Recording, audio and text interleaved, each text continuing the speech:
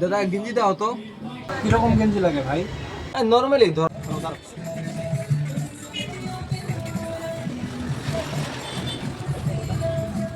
দাদা এটি দাম কত করে হবো?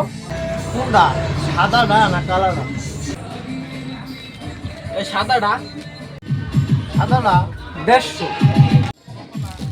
তেলে কালারটা। কালারটা এটাও 150।